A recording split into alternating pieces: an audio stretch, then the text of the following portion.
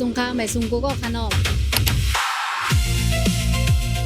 วันเมื่อไหร่ก็เฮาค่ะจุ่มกับสารนองนางยิงไตก็เลยมามีอยู่ที่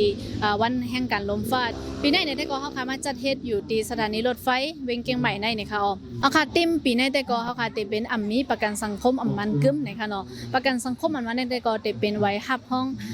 ไปอยู่ดีของแห่งการนั่นค่ะเนาะอีกหนึ่งร้องนั้นเสียยาวไหนก็กำเฮาค่ะได้กว่าต้องทำด้วยแห่งการว่าเขามีตั้งอยากผืดสังพองให้ตุกย้อนลองสังเกี่ยวกับ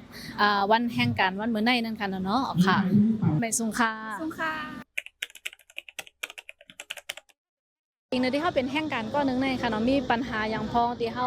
ทบยาแต่เหลวไม่เอาก็เขาค่ะใครตกย้อนลองสั่งพองที่ลงปองจึงไทยนั่นค่ะเนาะค่ะคือเฮาก็เป็นแห่งการในภาคเกษตรนะคะเนาะเฮาใครเข้าประกันสังคมค่ะเพราะว่าที่เฮาเฮ็ดการเนี่ยค่ะมันเสี่ยงน่ะสารเคมีว่ะที่เฮาตกต้นไม้จังได๋คือมันมีไผมาคุ้มครองเฮาจังได๋นะคะพอเฮา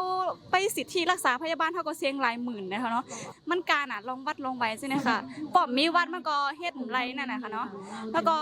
การที่เฮาเฮ็ดนี่มันคือมันเสี่ยงแบบเสี่ยงมากๆเลยแต่ว่าก็อยากคือมีสิทธิคุ้มครองแรงงานภาคเกษตรเนี่ยฝั่งในพองค่ะเนาะเคยฝากถึงว่าขอคือเปิดโอกาสให้เฮาอะไรเขาประกันสังคมห้องเนี่ยค่ะเนาะฝากถึงรัฐบาลฝากถึงสิทธิมนุษยชนขอให้เราแบบขับเคลื่อนไปด้วยกันเพราะแรงงานในภาคเกษตรทุ่มเทจริงๆค่ะก็อยากให้เขาประกันสังคมค่ะเนาะสำหรับของหนูนะคะก็คือเรื่องของประกันสุขภาพค่ะก็คืออันนี้ก็คือเป็นผลงานของหนูนะคะก็คือจะเป็นการเปรียบเทียบระหว่างประกันสุขภาพของไทยกับของแรงงานค่ะว่ามีความแตกต่างกันอย่างไร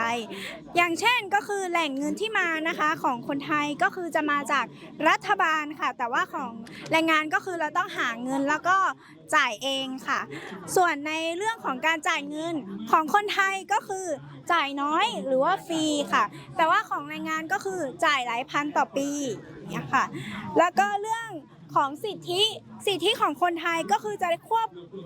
วบคุมได้ทั้งหมดเลยแต่ของแรงงานก็คือไม่ได้ควบคุมได้ทั้งหมดเนี้ยค่ะมันจะมีบางโรคเนี้ยค่ะที่มันไม่สามารถใช้ได้ในประกันสุขภาพค่ะแล้วก็เรื่องของระบบค่ะระบบของคนไทยก็คือจะมีรัฐบาลคอยดูแลค่ะ